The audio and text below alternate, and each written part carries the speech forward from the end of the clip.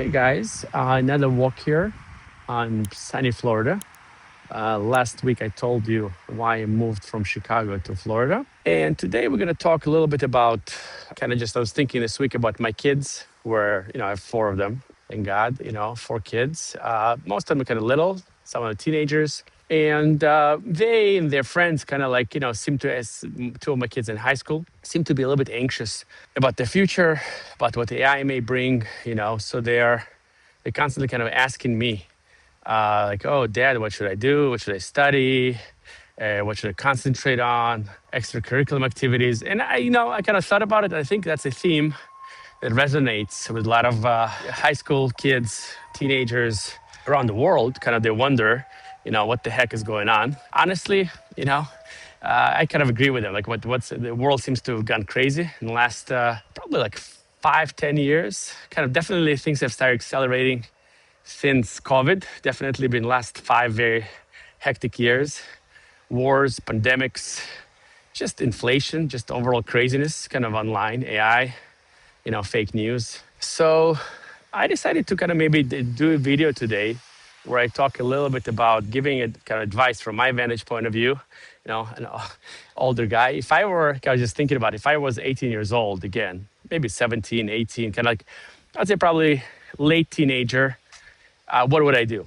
And next week, maybe I'll do something. If I was in my 20s, here's what I would do. And here, if I was in my 30s, here's what I would do. Just having lived in 3 different countries and, traveled to maybe 40 other countries, speaking 5 different languages, having family living on 4 continents and kind of going to see them often. I just want to kind of, from my point of view, tell you what I think. If I am so let me try to enter, kind of like the head of one of my kids, who is 16 or 14, and one of them is 16, and one of them is 14 actually, and try to talk to them. So I think what I see in this generation, I see that they really kind of technology really like disabled them, to be honest. It's supposed, we were getting like smartphones back, 10, 15 years ago. We're like, oh yeah, that's going to change the world. It's going to revolutionize everything. It's just going to have, all this knowledge of the world, all those cool apps and everything. And, and it's just going to change the world, makes you into smartest, most intelligent, capable, productive human being. And, the world is going to be amazing. But instead, okay, and I probably have to kind of like, I'm going to take the responsibility here for our generation. I'm going to apologize for, on behalf of my generation, kind of like really fucked you guys up a little bit, and I think, for even more so for people in their 20s. And basically, those devices turn to be, I would say, disability-inducing devices, kind of like really, I heard this term, it's called cognitive diminishment. And I just see that phones really dumb people down, like they just, attention span is not there. They spend their time on TikTok, on Instagram, and just a lot of social media, and just time flies by, and you can see them completely glued to their phones, and really like just kind of completely becoming zombies, as my wife and I call them. But that's why early on, kind of about 5 years ago, I recognized this danger, and I started restricting access to smartphones for my kids. They had iPads since they were like kids, but they never got the phones until they were 14 years old. So smartphones only at 14, and when they went to high school. And even when they got the phones, there was no social media allowed. So not I'm sure they're gonna find a way to do it, like all teenagers do. That kept them a little bit more sane. But still, I see sort of like the really impact of the kids, of smart devices making humans dumb, right? This is a big problem. I'm seeing it already. And again, in my company, I hire people, I interview people, and I see sort of like it's almost intellectual and social gap for people under 30.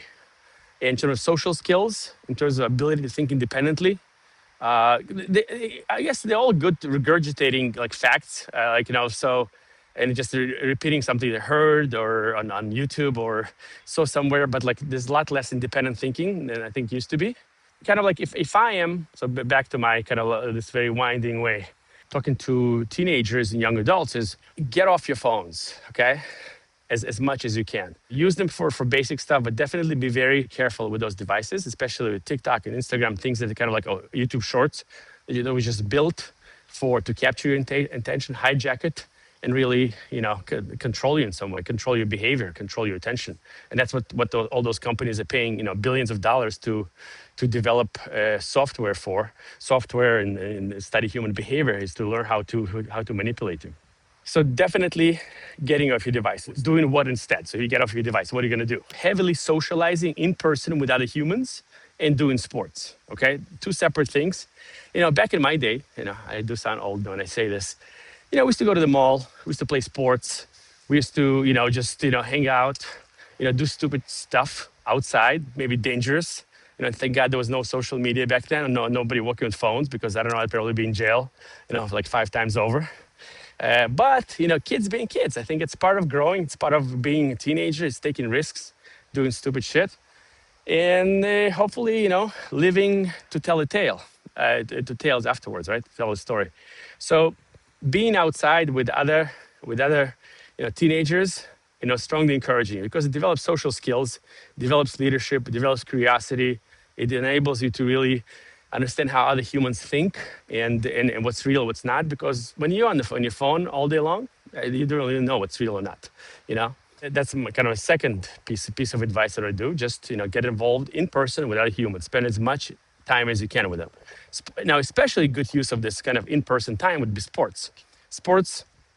We talk about multiple benefits of it, first of all, cognitive benefits, social benefits, but also develops a lot of great skills you can take with you later on in life, like resilience, leadership, social skills, perseverance, grit, besides the physical abilities, right? Your stamina, strength, and so forth, so on, right? So sports would be like really get involved in sports, maybe get on the team or do something useful, you do something kind of in a structured manner. Whatever sport it is, whatever it talks to, I don't think there's anything special. And then here's my advice, which may come as an unusual point number 4. And point number 4 is, at this point, I would not specialize in anything. Like I see a lot of, I live in kind of wealthy suburb here in Florida, South Florida, and I see a lot of parents spending fortunes on tutoring their kids, sending to the best schools, and then later on trying to get them or bribe their way to top universities. I'm talking about like the top echelon, maybe top 5%, which is kind of like top 5% of the population. Like, and you think to yourself, if those parents, we had this scandal maybe 10, 15 years ago, where parents were caught bribing officials to get in, doing all kinds of crazy harebrained schemes to get their kids into Harvard, Yale, Princeton, Stanford by faking all their credentials. And those people were coming from very, very, very wealthy type of backgrounds. So you think to yourself, if this is what the top 1% have to do to their kids, how about the rest of 99%? So, so I would say, I would advise kids against specializing in certain professions right now, because we really don't know where AI is going to go, what's going to be left. I would say try to stay as general as possible and try to learn social skills, to learn how things work maybe with your hands, to try to fix something, try to learn how the drill works, how the hammer works, how to fix things around the house. Be curious. I think that's probably another one. And learn to work with other human beings. I think that's what I would do, so it's point number 4. Point number 5, I would travel as much as I can, because I think when you know a lot about the world, when you get to know other cultures, get to know other human beings, it makes you really, really creative, really, I think, resilient to a lot of stuff. And I think that's going to be needed in whatever's going to come here, next, few years. That, and finally, I think my last kind of thought here that I want to share with you is really to do like a cost benefit analysis. Does it really make sense to go to college? Does it, like, I'm going to spend 4 years of my life to learn some profession that may or may not exist, 4 years from now, and I'm going to spend a fortune in this. They maybe take loans and do something that may not be here, a profession or field that may not be here in 4 or 5 years, because AI just changed the paradigm. So I would say really taking things slowly now and kind of like being generalist and being curious about how things work and being a leader and being involved in sports and being socially involved and curious. I think that's really great. Another thing, I just did a little example, something I did with my kids, so I kind of motivate them to think outside of the box. And and I said, guys, listen, if you want to make money, you always ask me, hey, Dad, give me 20, give me 40. I say, listen, why don't you start your own business and you start making your own money? I can help you start your business, and maybe I'm going to be a silent investor, but I'm not going to be, I think, just writing you checks here. I think that's not the way to live your life. What we did was something interesting. I helped them, like I said, the guys, what do you want to do? Okay, you don't, you're 14 and 16. You don't drive yet, right? You can go work in McDonald's. Okay, you can work, become a bagger. You can work in Best Buy. You can work as a babysitter maybe, but like let's do something a little different, okay? Let's think, one of my kids really like handy. He likes to clean things. And the other one is really, he's good with sales, has a big mouth, very creative. I said, listen, you guys have maybe a beginner in the business because every business needs a salesman and every business needs an operations guy. So you're going to be the sales guy. You're going to be the operations guy. Okay, what business can we do that's within our neighborhood? We live in a subdivision, maybe 300 homes. Like you just walked around and it's like, okay, what problem can we solve? Okay, what problem can we solve within subdivision is going to make you money? Not like in 10 years, not in 5 years, not next like today. And we have a lot of older people living in our community, and we say, okay, they all have cars, but those cars are dirty, and they usually drive around to wash them. Or sometimes there may be some people like come charge you extra high fees to wash their cars, and they come to their house. So then another thing is, we have those like dirty garbage bins that stink and smell. And I said, listen, what if we do power washing with water for those garbage bins? Okay, it's an idea. I said, okay, let's test the market. So what we did was we printed out, I had them design flyers. They designed flyers. They brought another buddy of theirs. So I had 3 kids, 3 boys, 16, 15, and 14. And then they designed those flyers. They dropped them off in neighbors' boxes. And lo and behold, it worked. After I'd say maybe 2-3 days of silence, they're kind of really getting desperate. One of the neighbors texted me, said, "Hey, we need the car wash. Can your kids come and do it?" So I told him, listen, you can't charge full market price because you're kids. One of your advantages is cost benefit, right?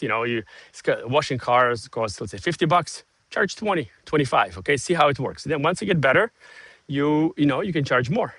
So they started washing cars. They washed 2 cars the first weekend.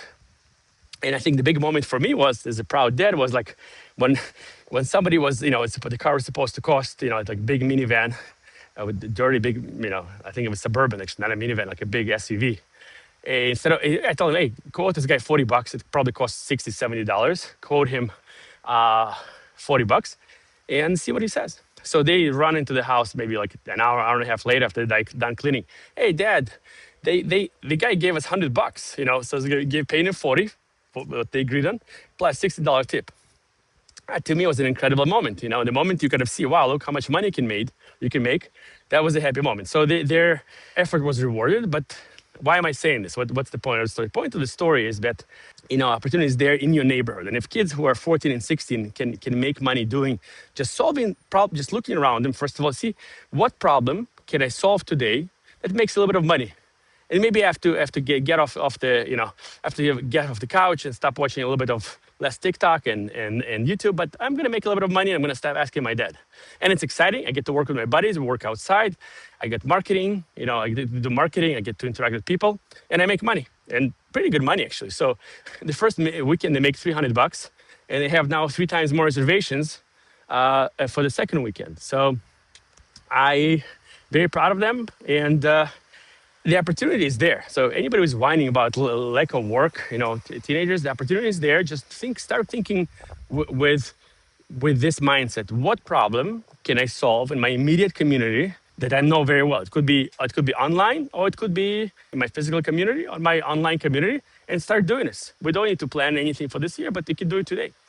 So on that note, I do think that if I am a, like teenager, early young adult, the opportunity is there if you really guys want to succeed.